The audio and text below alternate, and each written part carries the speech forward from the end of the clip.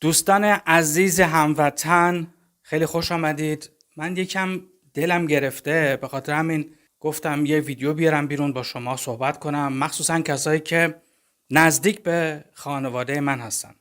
من تقریبا نیم ساعت پیش رفتم توی یه دونه کیوسک، خواستم یه چیزی بخرم. بعد توی اونجا یه قسمتی هست که شما میتونین پول بپردازین به این کیوسک. این هم مثلا این پولو برای شما میفرسته کشور خودتونه، کشوری که مثلا توش هستین. پول بریزین به کشور خودتون، به دست خانوادهتون و فامیلتون برسه. که این داستان منو یاد کثافتکاریای آقای مسعود سعادت تقرودی انداخت. آدمی که پول بچه هاشو میدزدید میفرستاد ایران که برادر بچه بازش فرت و فرت مثل تومون زن عوض کنه. معلوم نیست پول مهریه شهلا رو از کجا آورد داد، معلوم نیست پول مهریه نادره رو از کجا آورد داد. اینا همه چی رو حواس. اینا تا یه چیزیشون میشد، تا خونهشون مثلا سقفش خراب میشد، حجی میشد، مسعود هست پول میفرسته. آره، خلاصه من خیلی ناراحت شدم، چون ما مثلا توی شمال که بودیم خب هیچی نداشتیم دیگه. یه سویت مثلا بگیم دیگه 60 متری، این حالا اگه 60 متر هم واقعا بود، 5 نفر چجوری میتونن اینجا اصلا زندگی کنن؟ 2 تا تخت داشتیم، 3 تا تیکه مبل، یعنی هیچی واقعا نداشتیم. که وقتی هم اومدیم اکباتان، کسایی که اونجا بودن همون 4 تا چوب و تیر تخته‌ای که تو شمال داشتیم برداشتیم آوردیم اکباتان.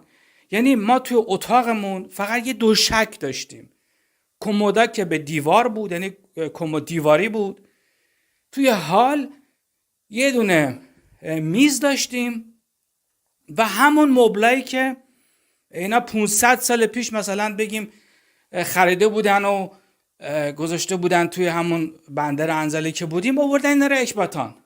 یعنی ما تو اتاقمون با دوشک زندگی میکردیم. من قشنگ یادمه بغل خونمون یه پسری بود، اسم این آقا بود رضا گرامی.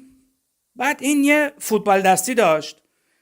من خب اون موقع میگم ما که هیچی نداشتیم تو خونمون، نه اسباب بازی، هیچی. چون اینا مثل عقده‌ای، فقط دلشون اینجوری بود که میگفتن ما میخوایم بیایم اروپا، میخوایم بیایم برای زندگی بهتر. پس ما اینجا هیچی نمیخریم، رفتیم اونور میخوایم زندگیمون رو بهتر کنیم. که واقعا زرشک. من رفتم یه روز پیش این پسر همسایمون، این یه فوتبال دستی داشت. من فوتبال دستی اینو گرفتم آوردم گذاشتم تو اتاقمون. خلاصه نشستیم با کلی ذوق و شوق بازی کردن. که این آقای کثافت، همونی که تو زابل معلومه تو کدوم فاضلاب سوراخ بزرگ شده، اومد تو شروع کرد فوش خوار مادر از دهن کثافتش. آدمی که همه جا دک و پوز میده، میگه مهندس، هم آدمی که فقط الان داره هوا کثیف میکنه که امیدوارم زودتر بره زیر خاک. اومد شروع کرد ما رو بستن به فوش. چرا رفتی فوتبال دستی همسایه رو قرض گرفتی؟ ما به دیوار اتاقمون یه دونه سبد بسکتبال زده بودیم، یه توپ ابری هم داشتیم. دلمون خوش بود، میرفتیم مثلا این توپ رو مینداختیم توی بسکتباله اونجوری. خب وقتی که شما توی زندگیتون هیچی ندارین، هیچی نیستین، وقتی که میرین دستتون رو جلو مردم دراز میکنین، خب این خودش خیلی زشته. خیلی خب ما این کارو کردیم دیگه، چرا فوش دیگه؟ چرا اینقدر نمیدونم بد بیرا که چی؟ خب مگه تو دست چلاق بود بری برای بچه‌هات 4 تا چیز بخره؟ تو که این همه تو شکم این خدا بیامرزا گوشت و برنج کردی، تو که این همه به خانواده خودت چپوندی که قشنگ همش هم تو فاضلاب توالت رفت پایین. چرا برای بچه‌هات هیچی نذاشتی؟ مگه ما مزاحم زندگی شماها بودیم؟ من اصلا نمیفهمم. یعنی شما ببینید پدر مادر بچه به دنیا میارن، بعد مثل که اینا یه روزی مزاحم اینا میشن. خلاصه ما اون روز خیلی بد و بیرا شنیدیم. یعنی میخوام بگم که ما توی اکباتان هم که بودیم هیچی نداشتیم. یعنی اونجا هم دستمون قشنگ خالی خالی بود.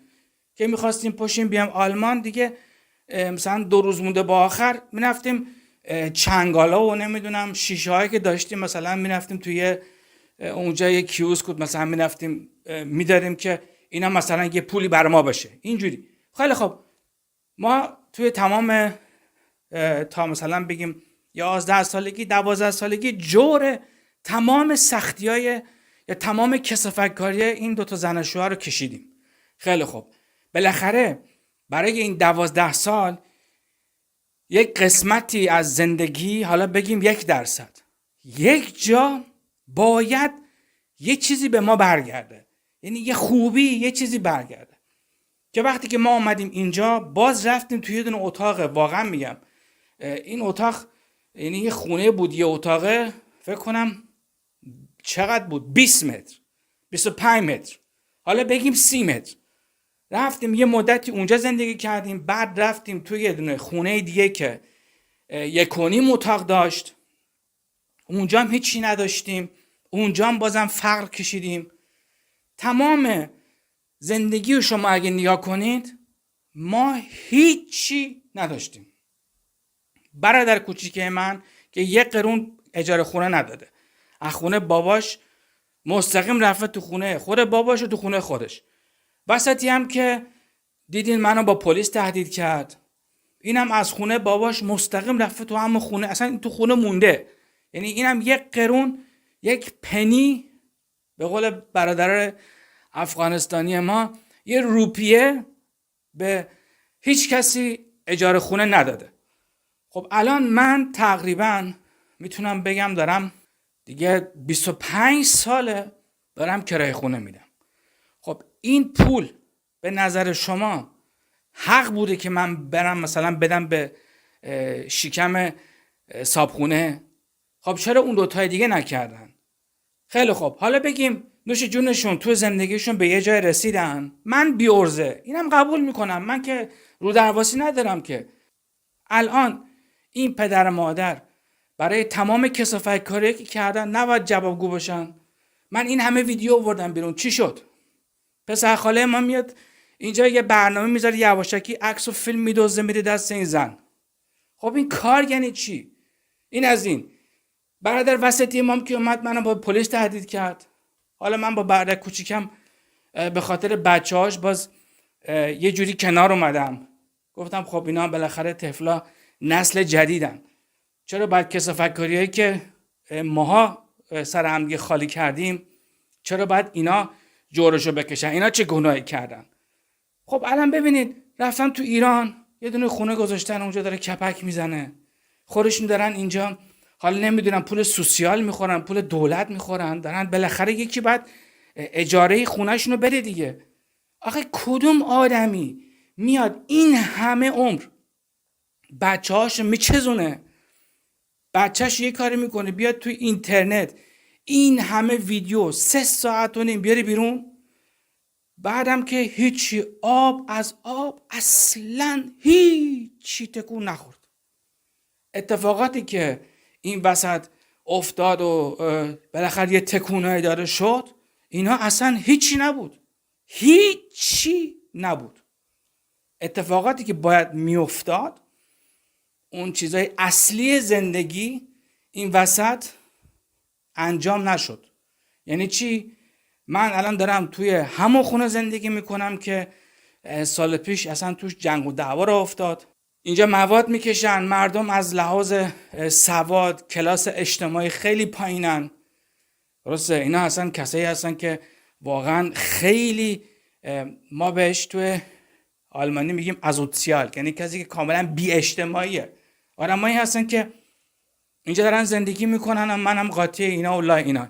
یعنی یک کسی که میتونم بگم سال 2015 به عنوان مهاجر، حالا از ایران، از افغانستان، از هر جایی که بگیم، این جوانایی که بلند شدن اومدن اینجا با من هیچ فرقی ندارن. یعنی قشنگ میتونم بگم ما بغل همدیگه میتونیم وایسیم، هیچ تفاوتی هم نیست. شاید کشش و مثلا هوش من بالاتر باشه، ولی پدری که من داشتم که اینقدر دکاپوز از خودش میده میگه مهندسه، آخر عاقبت زندگی من باید این باشه، زندگی من باید اینجوری باشه که با این آدم ها زندگی کنم، با آدم های کلاس پایین زندگی کنم، نمیدونم وضع زندگیم این باشه، اینجوری آخرش. بعد اون برادر بچه بازش بیاد تو ایران با ماشینای گنده مونده و نمیدونم با خونه فلان و اینا مثلا بیاد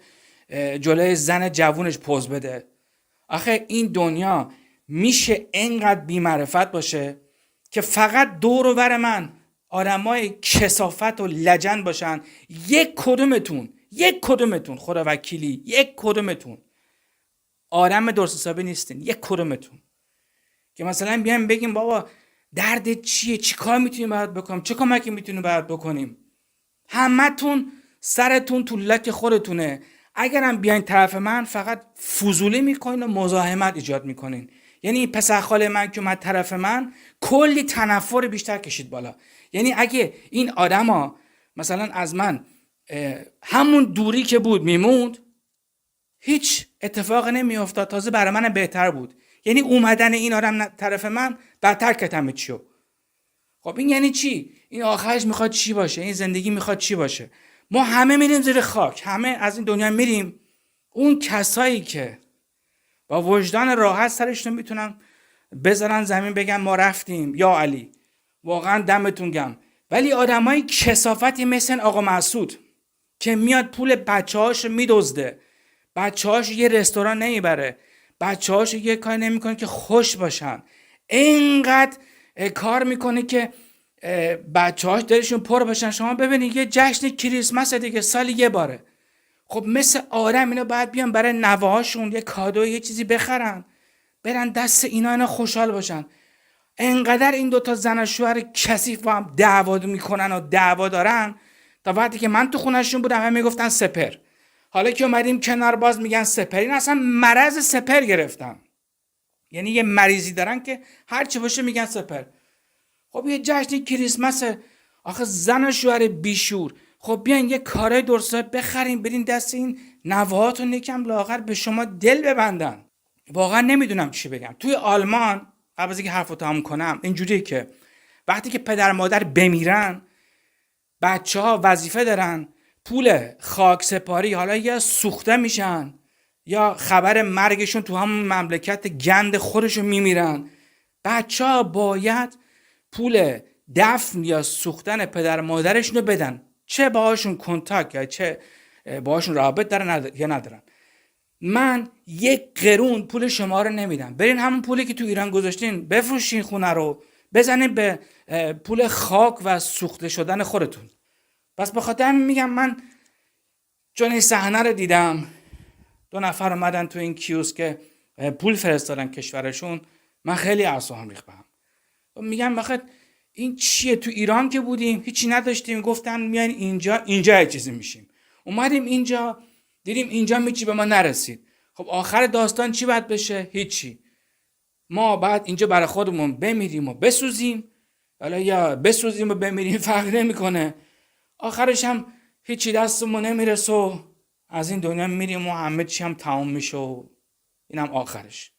شماهایی که اینقدر ادعا میکردیم ما میخوایم بریم اروپا که بچه‌هامون یه جایی برسن، به یه چیزی مثلا دستشون برسه، شماها همون کثافتایی هستین که واقعا جاتون تو همون زابل بود. انشالله که یه تخم دیگه میپرید، من پدرم مادرم یه کسی دیگه میشدن که اینقدر توی زندگی لطمه و اینقدر ضربه نخورم، چون آخرش هیچی به ما نرسید به غیر از تنفری که من فقط به این دوتا زن و شوهر دارم که دلشون خوشه با 4 تا عکس و فیلم بچه دارن زندگی میکنن. ببینید چقدر این آدما بدبختن که بچه‌ای که باید عصای دستشون باشه باید بیان فیلمشو عکسشو اگه جا دیگه بدزدن که با اون مثلا یه جوری دل خودشون خوش کنن.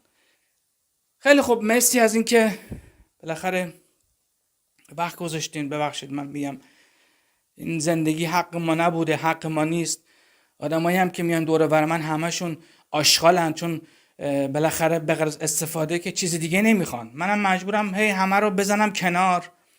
به خاطر همین تنها امیدی که داشتم خانواده بود که اونم واقعا آدم باید بذار در کوزه آبشو بخوره. خیلی خوب، خداحافظ.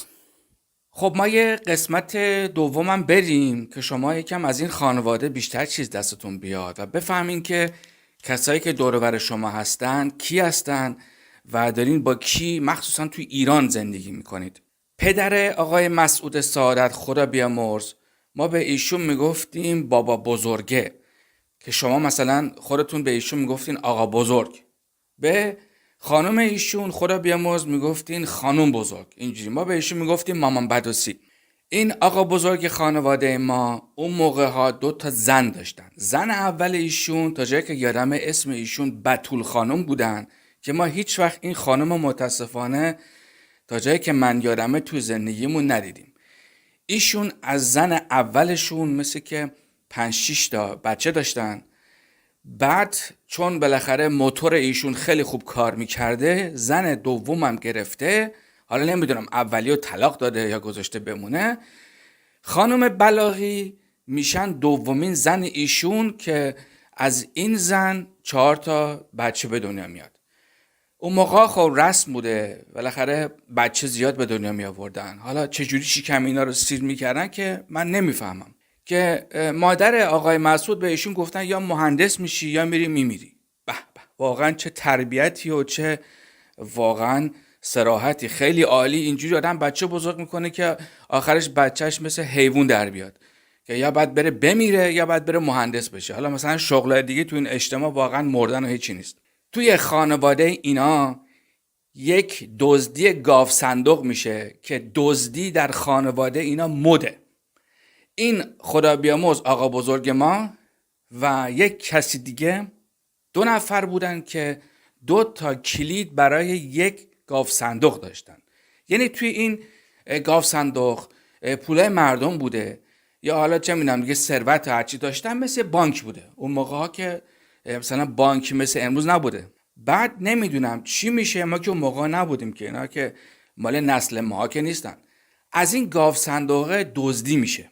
این آقا میگه اون بوده، اون میگه این بوده، معلوم نیست چجوری شده. این گاو صندوقه خلاصه خالی میشه و پول مردم دزدیده میشه. اینجوری که آقای مسعود خودشون میگفتن خانواده ایشون 1 سال مثل که با نون و پنیر و سبزی زندگی میکردن. یعنی خب بالاخره وقتی که پول دزدیده میشه آدم خب دیگه وضعش که مثل حالت عادی که نیست. اینا تو فقر مثل که 1 سال تمام. شما ببینید چجوری میشه که آدم 1 سال فقط نون و پنیر و سبزی بخوره.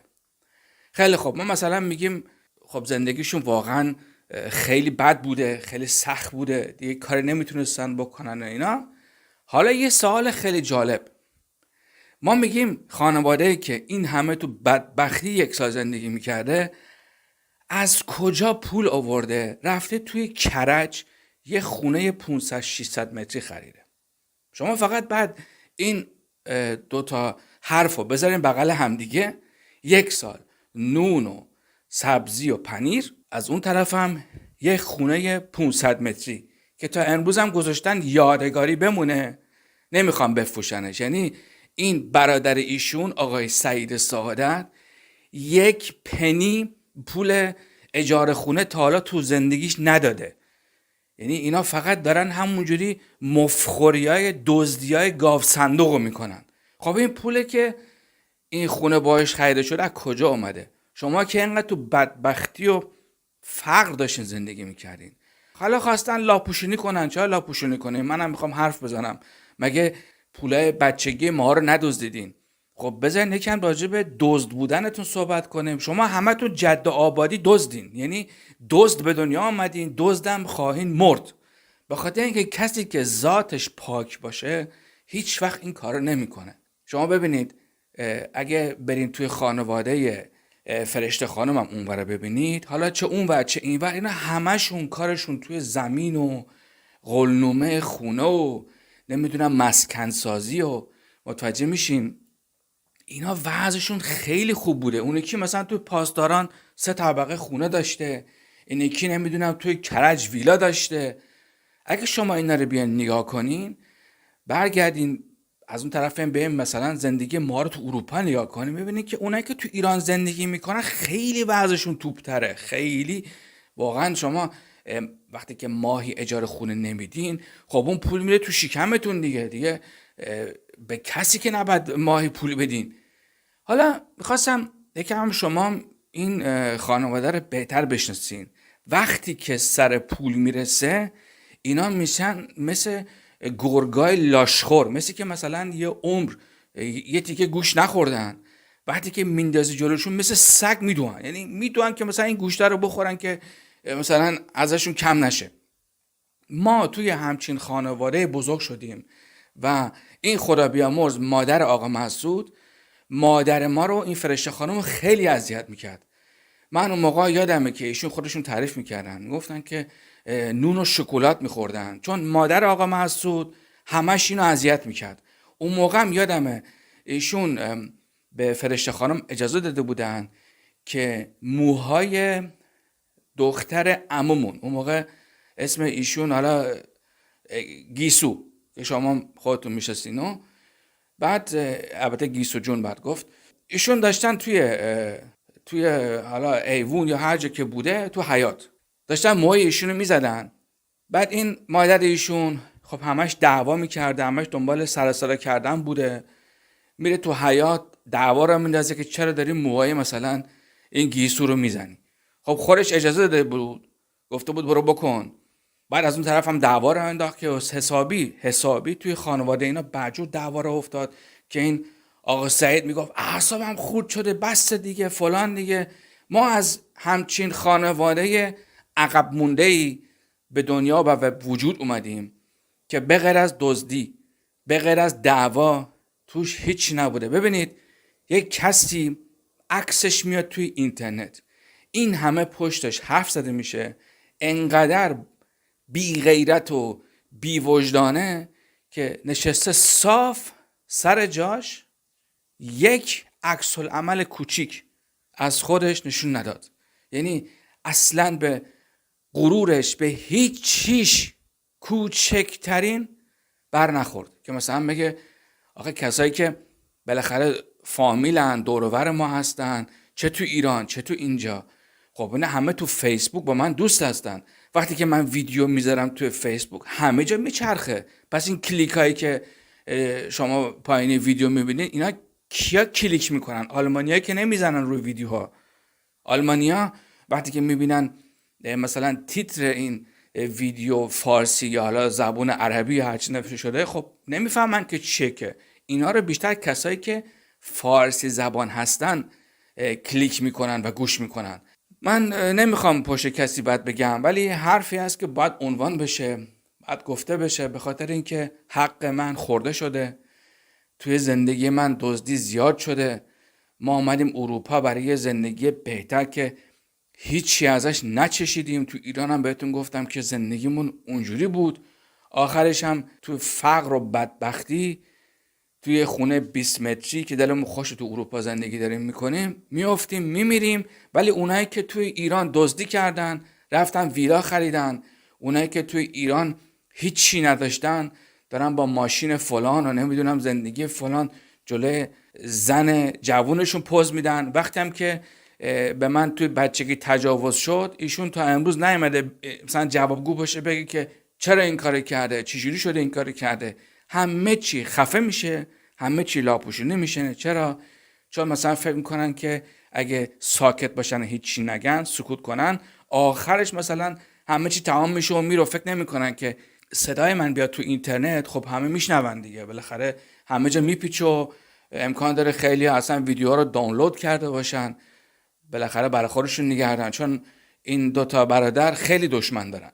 آره دیگه اینجوری. حالا من این ویدیو رو تمامش میکنم، امیدوارم که از این دزدیای اینا یکم درس بگیرین، عبرت بگیرین، کار اینا رو نکنین. اگه اینقدر کارتون نمیدونم توی خونه سازی و فلان و ایناست، بالاخره به فکر بچه هاتون هم باشین، به اونا یه چیزی بدین، همه رو نزنین هوا آخرش بگین حالا ما که رفتیم برای بچه هامون هیچی نمیمونه، حالا مهم نیست. خیلی خب، فعلا تا بعد، خداحافظ. ویدیوی قسمت شماره 3 راجع به آقای مسعود هیتلر سعادت.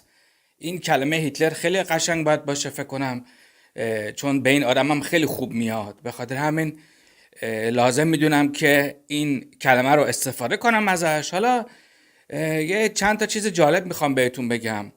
شمایی که این آدم رو به عنوان برادر، به عنوان عمو یا هر چی دیگه که لقب بهش میدین، میخوام ببینم شماها چقدر وجدان دارین که با این حرفایی که میزنم بازم به این آدم احترام میذارین. آدمی که از روی جسد یک نوزاد حاضر رد بشه که اون چیزی که میخواد بهش برسه. باورتون نمیشه؟ الان این حرفای منو گوش کنید. ایشون رفتن توی ایران خونه خریدن، درسته؟ بعد مثل که یک چند تا کاغذ رو از روی دستگاه فاکس فرستادن ایران. بعد اون بنده خدایی که خونه مال اینه، حالا نمیدونم انقدر ساده بوده، احمق بوده، چجوری بوده، بر اساس کاغذی که روی فاکس رسیده دست این، گفته که بیاین این خونه مال شما. این آقا مسعود هیتلر وقتی که اومده بود 2 مرتبه آلمان، باورتون نمیشه عین یک بچه 2 ساله، ببخشید نرفو میزنم، توی باسنش عروسی بود. اینقدر خوشحال شده بودم ما ایران خونه خریدیم، ما فلان، روی کاغذ فاکس، نمیدونم چقدر محشر شد. این کلمه رو خیلی استفاده میکنه، محشر شد. خب ما داشتیم مثلا این آدم دلغک میمون رو نگاهش میکردیم، میگفتیم به خودمون که خب این پولی که فرستاده ایران ازش خونه خریده، خب این پولی بودی که مال خوشحالی و خوشگذرونی ما بوده، از ماها دزدیده رفته خونه خریده، پس از کجا آورده؟ از ماها خورده دیگه، حق ماها رو گرفته. خیلی خوب، حالا شروع کنیم از من که خب الان توی ایران ممنوع خروج هستم، یعنی میتونم برم تو ولی بخوام بیام بیرون اصلا امکان داره همون که میرم تو منو در فرودگاه بگیرن. به خاطر داستان ازدواجی که تو ایران بود و این آقا مسعود پشتشو نگرفته، گفتم بهتون عوضی که بره مشکل بچه‌شو حل کنه، نشسته با پدر مادر و خود این دختره توی ایران نشستم دور همدیگه شام خوردن. ببینید چقدر این آدمای واقعا معصوم و چقدر آدمای پاکی هستن. من یه داستان کوچیک به شما بگم. من داشتم با این دختر اون موقع که ایران بودم باش ازدواج کرده بودم، داشتیم میرفتیم سفارت. بعد خب کاغذهای ما توی کیفش بود. من دیدم کیفش بازه، مثل که نمیدونم این کاغذها یا این اون چیزی که دستش بود مثل که جا نمیشد توی کیف، درش بسته نمیشد. من یکی 2 بار بهش تکرار کردم، گفتم که خواهش میکنم در کیفتو ببند، کاغذها مثلا دزدیده نشه، مثلا کسی ندزده اینا. بعد این خیلی راحت کاغذها رو از تو کیفش در آورد، قشنگ کوبید رو پای من. تو تاکسی نشسته بودیم ما پشت، کوبید رو پای من، گفت دست خودت نگه دار. ببینید این عروس این خانواده بوده که وقتی هم که خواسته از اینجا فرار کنه به من گفته منو از ترکیه بفرست ایران. که اینا رو البته فقط کوتاه بهتون میگم که بدونین که این آدم چقدر کثافته که به خاطر این دختر که اینقدر لجن بود بچه خودش گذاشت کنار. دمت گم. من دوست دارم فقط تو زودتر به زیر خاک آدرس بدین کجاست، من میخوام بیام رو قبر این بشاشم. خیلی جالبه. اینو میخوام فیلم بگیرم بذارم تو اینترنت که همه پدر مادری که فکر میکنن میتونن با بچه هاشون هر کاری که میخوان بکنن، هر بلای سرشون میخوان بیارن، هر زخم روحی که میتونن بزنن، آخرش ببینن چجوری تمام میشه که دیگه نکنن، بالاخره یه درس عبرت بگیرن. خب پس من از این خونه هیچی بهم نرسید. حالا بیام سر برادر دوممون سپیدار، کسی که با سرش همش تو باسن باباشه، همش بچه ننه بزرگ شده. گفتم بهتون یه SMS به من فرستاد، نمیدونم دست از پدر مادر و فامیل من وردار، دست از من وردار وگرنه میرم پیش پلیس شکایت میکنم. این مسخره بازی. یعنی کسی که حسابی چسبیده به این خانواده. خیلی خوب، این آدم گفت پدر میخوام برم ایران. مگه خونه نداریم؟ خب کلید خونه رو بده، میخوام برم تو خونه بمونم. وقتی که میریم مسافرت بالاخره خب خونه اونجاست دیگه. باباش گفته نه عزیزم، برو شب پیش پسر خالات بخواب.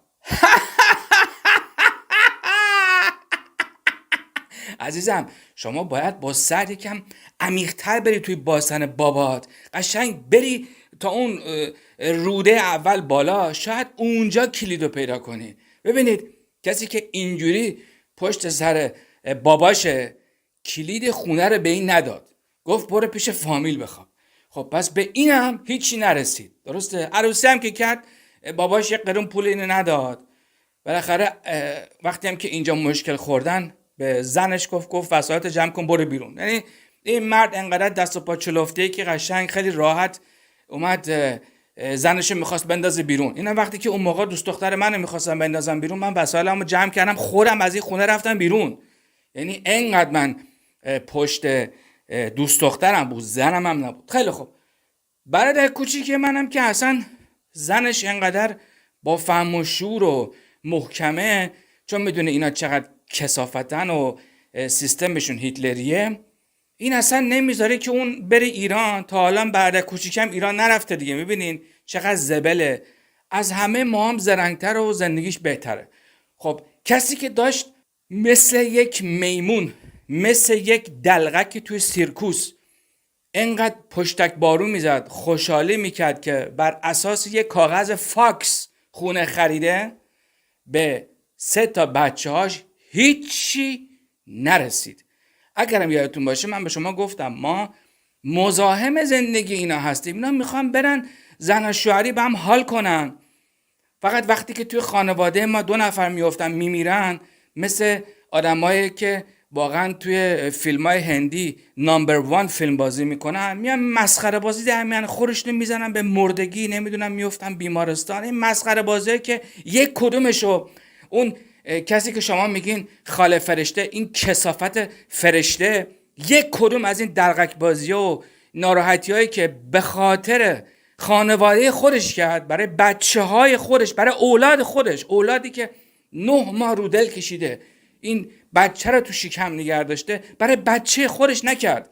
ببینید هم زن هم شوهر جفتشون سیستمشون هیتلر و فاشیستیه. به حال این خونه موند اونجا، به ما هم هیچی نرسید و تموم شد رفت. حالا بیام سر اینی که چرا این از جسد یک نوزاد هم حاضر بگذره چون کاراش درست بشه. ببینید این برادر کوچیک من، خب گفتم بهتون میخواست یه جای دیگه خونه بسازه، این گفت بیا یه جای دیگه خونه بسازه، اینا با هم دیگه به مشکل خوردن. آقای مسعود سعادت میدونست که این بچه خودش یک نوزاد داره.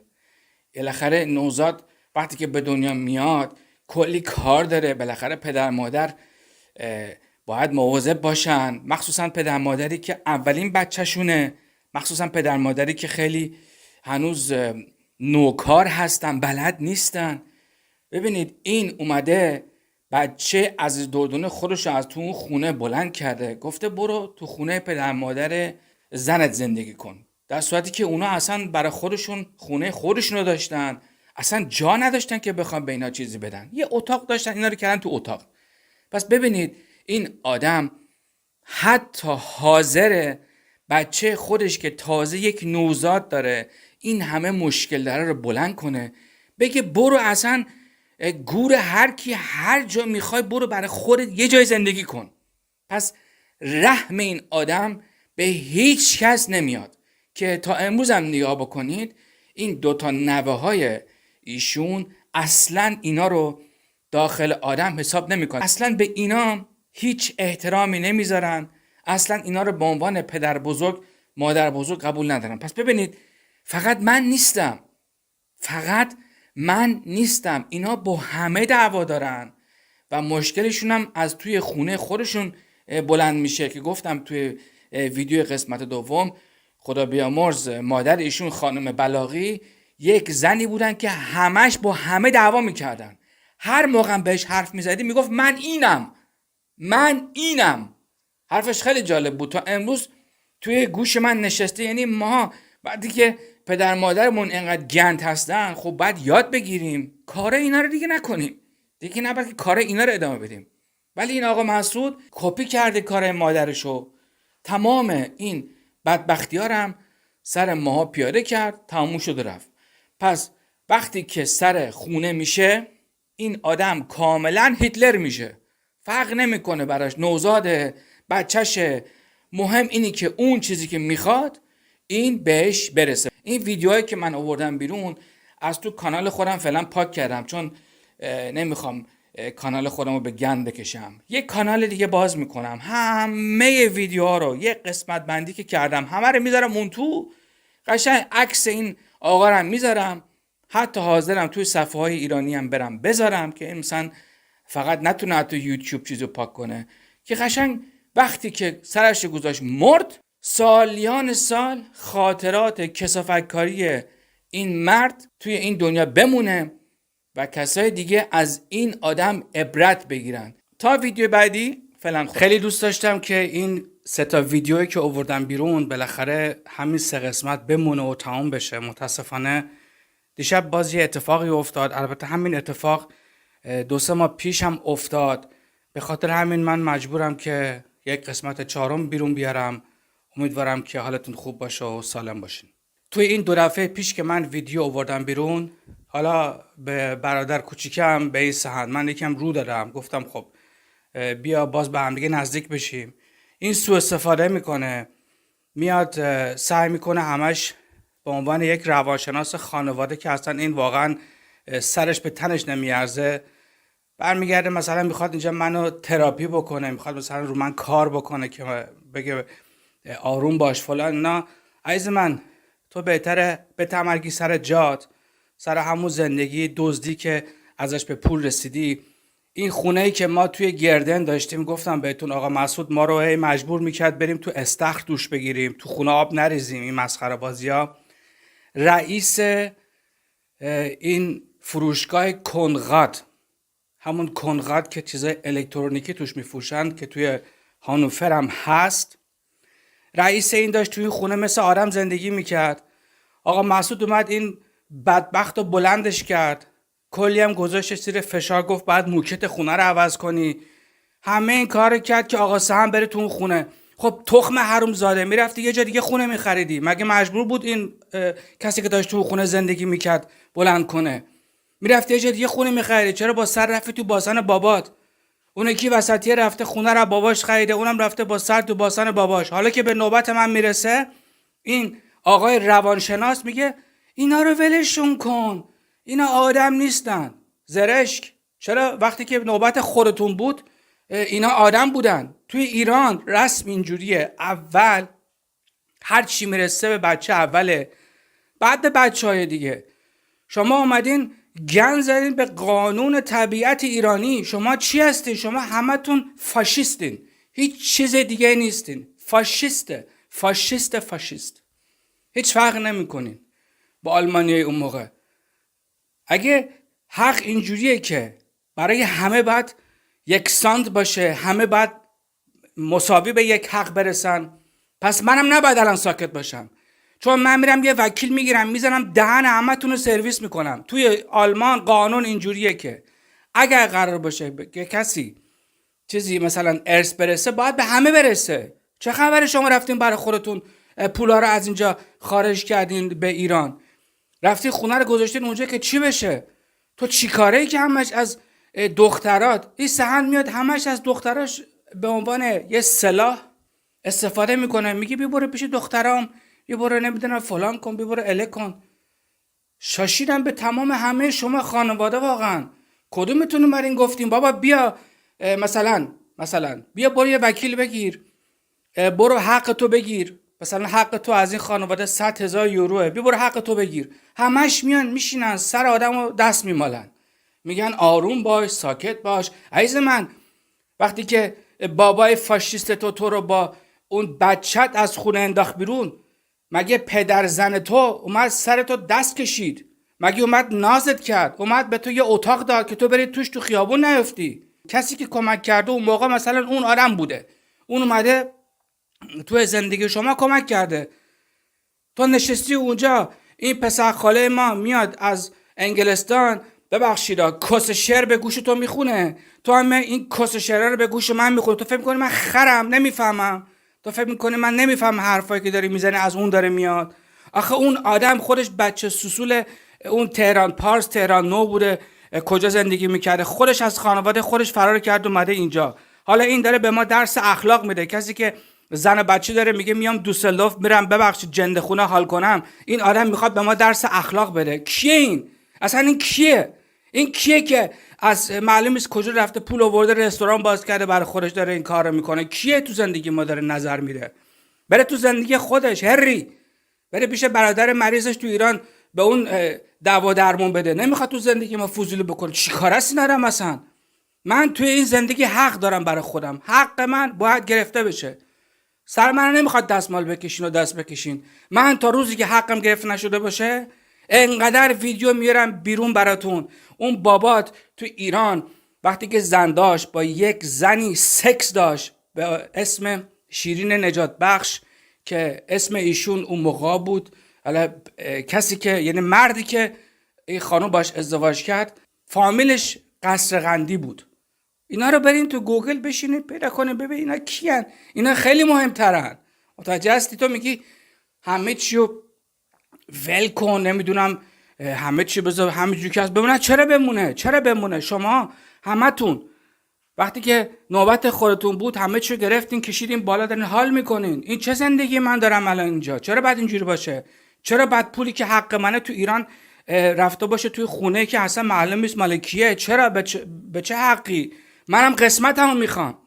اگه من بچه این خانواده هستم قسمت من باید به من برسه. تموم شده رفت. نمیخواد سر منو شیره بمالی، با دخترات بیای منو رنگ کنی، نمیدونم با این مسخره بازی. از این خبرا نیست. حرف پوله. فهمیدی؟ بی ناموس بی غیرت.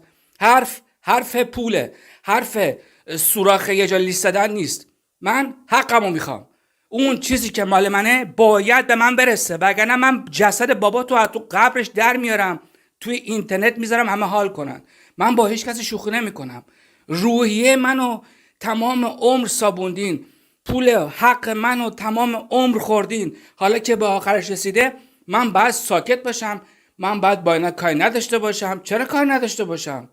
چرا نباید داشته باشم؟ شماها خودتون کدومتون بدون باباتون الان به اینجا رسیده بودین؟ کدومتون؟ هیچ کدومتون بدون باباتون به اینجا نمیتونستین برسین. حالا که دستتون به دهنتون میرسه، عوضی که بگین حالا اونی که ضعیفتره حالا بیایم به اونم کمک کنیم، نه ولش کن، نمیخواد، آروم باش، فلان باش. من نمیدونم والا شما که دارین حرف منو گوش میکنین، البته ببخشید تو رو خدا از من ناراحت نباشین، منم خب یه جایی منفجر میشم. آخه شما ببینید خانواده ایرانی که اینجوری انقدر مثلا به خانواده خودشون تو ایران میچسبن، شما همچین چیزی رو تا حالا تو عمرتون دیدین؟ جدی میگم شما همچین آدمایی رو تو عمرتون دیدین که 2 تا برادر لاشخور جفتشون خونه دارن و وضعشون توپه، بابای وضعش توپه، مادری که اصلا معلوم نیست چجوری تو الان زنده مونده، انقدر بالا آورده، نمیدونم انقدر آمپول خورده، انقدر عمل شده، اصلا این زن تا حالا خیلی وقت بود و میمرد. خودتون هم از من اینو بهتر میدونین معلومه چجوری زنده مونده. خب وقتی که شما ببینین یک نفر از خانواده انقدر داره جیغ میزنه، داد میزنه، خانوادهش بهش بازم بی‌اعتنایی میکنه، شما تو عمرتون تا حالا همچین آدمای پس فطرتی دیدین؟ جدی میگم واقعا دست روی قلب، تا حالا همچین چیزی تو فامیلتون دیدین که یک کسی انقدر زندگیش در به داغون شده باشه به خاطر اتفاقاتی که افتاده؟ خب اگه داستان ایران نبود من زندگیم انقدر بدبخت نمیشد دیگه، اینجوری پنچر نمیشدم. من از داستان ایران که منو بردن ازدواج کردم و برگشتم منو مثل تاپاله انداختن کنار، من از اونجا زندگیم دیگه نتونستم خودم رو جمع کنم، دیگه زندگیم پاشید، یعنی کاملا دیگه شکستم. شما خودتون دور و بریاتون رو ببینین تو خانواده‌های ایرانی، خب مشکل هست ولی آدم میتونه بشینه حل کنه، یه چیزی مثلا درست بشه. اینجا مشکلی نیست. من با این خانواده مشکلی ندارم، من فقط حقمو میخوام. به گور باباتون اصلا من باهاتون کاری نمیخوام داشته باشم. من با دختره تو چیکار کنم؟ این آقا سهند ما بلند شد از هانوفر رفت مونشن یعنی مونیخ، قشنگ توی راهش هم فرانکفورت بود، مسیر فرانکفورت قشنگ توی راهش بود. این آدم مثلا حالا چه فرقی نمیکنه رفتن یا برگشتن، مثلا نگفت یه نیم ساعت هم بیا مثلا از فرانکفورت رد میشیم بیا مثلا تو رو ببینیم. این کارهایی که این میکنه از باباش دلغک و میمونتره، از فیلمای هندی بدتره. فقط سر من میخواد دست بکشه، میخواد فقط یه چیز در گوش من بگه، پچ پچ کنه بره دنبال کار. شما هم برین از این آدم استفاده میکنین. به خاطر همین من از گروه خانواده این آدم اومدم بیرون. خیالتون راحت باشه، خیالتون راحت باشه. یعنی هیچ کسی دیگه با من اینجا کنتاکت نداره. به خاطر همین خیلی راحت‌تر میتونم بزنم دهن همتون رو صاف کنم. حالا یا علی فعلا این ویدیو رو میبندم تا ببینیم آینده چی میاره. من یه وکیل میگیرم، حقمو میگیرم. چرا باید بذارم شما قصه در برین که چی بشه؟ ما تو جوونیمون همش دستمون جلو این و اون دراز بود. رفته خونه رو گذاشته اونجا، بعد من حقمو نگیرم؟ پس حق من باید به کی برسه؟ این دوتا زن شاه برن زیر خاک. این خونه به کی میرسه؟ میرسه به همون سعید سعادت بچه. دوستان عزیز هموطن، صبحتون بخیر. ساعت الان اینجا 7:37 صبح هستش. امیدوارم که شما خوب باشین. ویدیو قسمت 5 هستش. میخوام یه اطلاعات جدید به شما بدم. اونم اینی که بالاخره ما توی خانواده سعادت آدمای لجن مثل این مسعود و سعید تا حالا نداشتیم. به خاطر همین من از شما خواهش کردم به من اطلاعات بدین که شما هم بالاخره خودتون کشیدین عقب، مثلا نمیخواین چیز بکنین، که به نظر من کار شما خیلی زشته. یعنی کسی که اطلاعات داشته باشه به من چیزی نده. من هم ایمیل گذاشتم هم واتساپ گذاشتم. شماها با این سکوت کردنتون تمام کثافتکاریای این دوتا برادر رو اولا حمایت میکنین ازش، دومندش زجرهایی که من تو زندگیم کشیدم براتون مهم نیست. پس شماها خودتونم بی‌وجدانین، به خاطر اینی که نمیخواین با یک نفر همدردی کنین، کسی که روحش سابیده شده. حالا مسئله نیست، من دیگه با این ویدیو بازیا دیگه بستم همه چیو، دیگه نمیخوام کاری بکنم. یک کانال خوشگل درست کردم، 25 تا قسمت ویدیو از این آقا مسعود هستش که توی این کانال هستش. با عنوان یادگاری این آدم رفت زیر خاک. این کانال باید بمونه توی صفحه آپارات و صفحه های دیگه ایرانی هم. من این ویدیو رو دارم پخش میکنم که قشنگ این آدم خاطراتش برای ما بمونه، که آدمای دیگه که فکر میکنن با بچه هاشون هر کاری که میخوان میتونن بکنن، آخر سرش هم بالاخره عبرت بگیرن و یه چیزی بعضشون توی این دنیا بمونه. خب ما توی ویدیوهای قدیم راجع به خانواده خیلی صحبت کردیم، کثافتکاریاشون خیلی صحبت کردیم. این دوتا برادر ما که اصلا انگار نه انگار برادر ژنتیکی و بیولوژی این خانواده هستن، اصلا انگار نه انگار. دمتون گرم، باریکلا. حسابی رفتین تو باستان باباتون رو از پشت بهتون چپون، چون خودتون انقدر بیورزه بودین که بدون باباتون به هیچ جا نمیرسیدین. سپیدار رفته خونه رو از باباش خریده، سهنم رفته خونه گردن رو از باباش خریده. گفتم یک کسی دیگه داشت توی خونه مثل آرم زندگی میکرد، رئیس یه شرکت گردن کلوف بود، بی خودی اون طرف بلندش کردن، اینو کردنش تو. بعد این دلغک یاد گرفته به امام حسین بابا کمک نکرد، به امام حسین بابا کمک نکرد. امام حسین شاشید تو صورت تو اصلا اماما رو میدونی؟ اصلا امام اول میدونی کیه که میره رو امام حسین؟ چی امام قسم میخوری؟ بابات اون طرف بلند کرده تو رو کرده تو خونه که بری اونجا یه چیزی دستت برسه میگی به امام حسین کسی منو کمک نکرده. برو خجالت بکش از دخترات، برو خوشحال باش که من هنوز به دخترات هیچی نگفتم، هنوز همه چی بین خودمون تو زبان فارسیه. برو خجالت بکش، مردی که حمال رفتی تا جایی که تونستی مفخوری کردی. تو دوران دانشجویی کی میره خونه میخره؟ کی کارش تمام میشه میره خونه میخره؟ او هر کسی که زندگی شروع میکنه یه 10 سال طول میکشه تا به خودش بیاد. این نکن به امام حسین، به امام حسین. آره برو این امام حسین تو بکن تو ماتبت، بعد اونجا حالت میشه که چه جوری. حالا کاری ندارم، من از امروز به بعد دیگه من خودم هرس نمیدم، به خاطر اینکه 2 سال تمام زور زدم دیگه نشد. خیلی خوب، حالا از امروز به بعد کارا میشه کاغذی، پلیس، سفارت و وکیل. یعنی من تا جایی که تونستم با شما خواستم دیپلماسی صحبت بکنم، به یه چیزی برسم که قسمت من، اونی که حق منه به من برسه. شما گفتی نه باشه، پس از امروز کاریه میکنیم. کسی که رفته توی تهران توی سعادت آباد یک خونه خریده یا آپارتمان خریده، ببینید کلید خونه رو که گفتم به بچه‌هاش نمیده. آدم فاشیسته به خاطر همین. بعدم تا حالا از این خونه به ما عکسی نفرستاده که مثلا ما ببینیم خونه کجاست چجوریه. ما اینا رو نمیدونیم، مسئله نیست. بالاخره توی ایران سفارت آلمان که هست، اونجا یک کسی بالاخره از سفارت که میتونه بره پیدا کنه ببینه اینا کجا زندگی میکنن. شما توی بالاخره ایران که زندگی میکنه یه جا ثبت نام شدین دیگه، یه جا اسمتون هست که خونه‌تون کجاست. بالاخره اینا رو میشه همه رو رفت پیدا کرد. خب من بالاخره برام جالبه که این آقا مسعود وقتی که رفته خونه رو گذاشته اونجا، گفتم اینا پولای دزدی ما هست، رفته گذاشته اونجا، اینجا داره از چی میخوره، از چی زندگی میکنه؟ یا اینی که بالاخره شرکت خودشو داره، این اروپا پلان که دیگه اصلا کاپیتالش اصلا بسته شده، یعنی اصلا دیگه نیست. توی اینترنت هم بری نگاه کنه نوشته که این دیگه رئیسش نیست. خیلی خب، پس یا این که داره پیش یک کسی دیگه کار میکنه که من اینو حدس نمیتونم بزنم، این حتما داره با سیا کار میکنه، یا اینی که داره از سوسیال میخوره. من الان به 3 تا شرکت جاب سنتر توی هانوفر ایمیل فرستادم، قشنگم همه چی رو توضیح دارم. چون کسی که تو ایران پول داره، کسی که اینجا 80-90 هزار یورو خارج میکنه به ایران، دیگه نمیتونه بیاد روی پول کسایی که مالیات میدن بیاد روی اینا مثلا شکمشو پر کنه. کسی که مالیات داره میده بالاخره کسایی که از دولت دارن پول میگیرن و حمایت داره میکنه. چرا بعدی که صبح زود بلند شه بره کار کنه، بعد این دو تا زن شوهر کثیف لنگشون تا زور دراز کنن بگیرن بخوابن؟ چرا؟ خب بلندشی خبر مرگتون برین خونتون رو بفروشین، بیاین بزنین به زندگیتون. اولا که قدم اول فعلا با ایمیل به این جاب سنترها نوشتم که اینا خونه دارن، اینا پول دارن، اینا دارن مفخوری میکنن. نمیشه.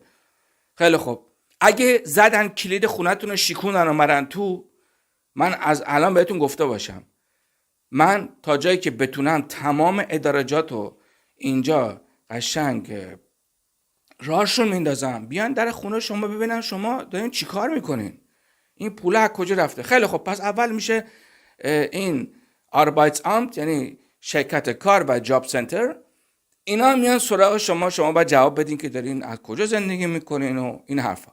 خیلی خب، قدم دوم میره به فینانسامت، یعنی شرکت مالیات هانوفر.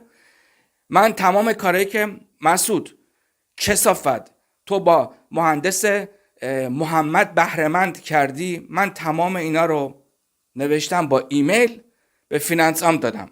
فهمیدی؟ اگه فینانسامت نظر کلید خونت رو شیکوند و منن تو کامپیوتر تو همه رو بردن، حواست قشنگ جمع باشه.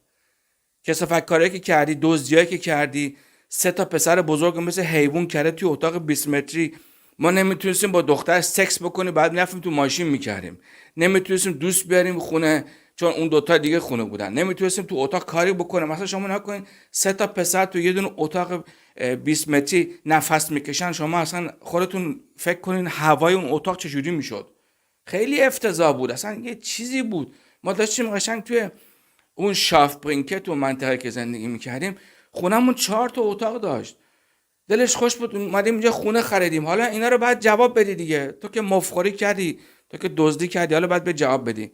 باید قشنگ به این دولت آلمان، به فینانسام جواب بدی. این پولایی که توی این چند سال تو آلمان بودی، تو این 30 سال 10 سالشی که اصلا آلمانی بلد نبودی، پس میمونه 20 سال. خب تو این 20-25 ساله به جواب بده چجوری یه دونه خونه خریدی، چجوری یه دونه ویلا خریدی، یه دونه خونه گنده خریدی، چجوری رفتی از پول اینا رفتی تو ایران خونه خریدی. اینا رو قشنگ و جواب بدی. از امروز دیگه همه کارا ادارجاتی، پلیس، سفارت و تا جایی که بتونم کاغذی، یعنی من یک دهنی از شما صاف بکنم، باید توی حساب من 100,000 یورو پول بریزی.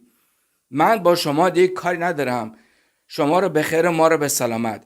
به خاطر من با شما کاری ندارم، من فقط قسمت خودم و 100,000 یورو باید بیاد تو حساب من. نیاد مسئله نیست. از سفارت، از فینانس آمت، از جاب سنتر من یه خار مادری از شما بگم که شما نفهمین از کجا خوردین. اول با ایمیل، بعد با نامه. اگه جواب نداد حضوری میام اونجا توی این شرکت ها حضوری شده، میام اونجا صحبت میکنم. ما توی آلمان یه چیزی داریم بهش میگن تول دزدیای مثل آقا مسئول کنترل میکنه، کسایی که سیاه کار میکنن، کسایی که مثلا از مرز میخوان رد بشن. این تول میاد قشنگ کلید خونت رو میشکونه، میاد تو خونت رو میریزه به هم دیگه، همه چی رو به هم میداره میره. حالا تو بیا برو وسایل خونه سپیدار قایم کن، بیا برو اونجا قایم کن، بیا برو اینجا قایم کن. من که شاهدم، اگه من بر علیه تو حرف بزنم تو رو می‌ندازن زندان، قشنگ میری زندان، آب خنک میخوری.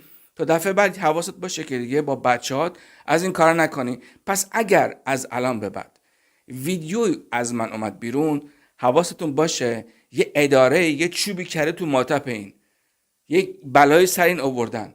حالا دیگه میخواد چیکار کنه؟ میخواد پولاشو بذاره تو ایران، که گفتم اگه بتونم بالاخره یه پول جمع میکنم، تو ایرانم میرم وکیل میگیرم، بره دنبال کار ما، بره این خونه رو از اینا بگیره، بیا سهم منو بده. من گفتم 100,000 یورو باید تو حساب من پول بیاد. اگر اومد دیگه من با شما کاری ندارم. اگر نیومد خواستیم بازم منو بچرخونین، بعد اون وقت دیگه کار میکشه به جاهایی که بهتر راجع به صحبت نکنم. تا بعد فعلا خداحافظ.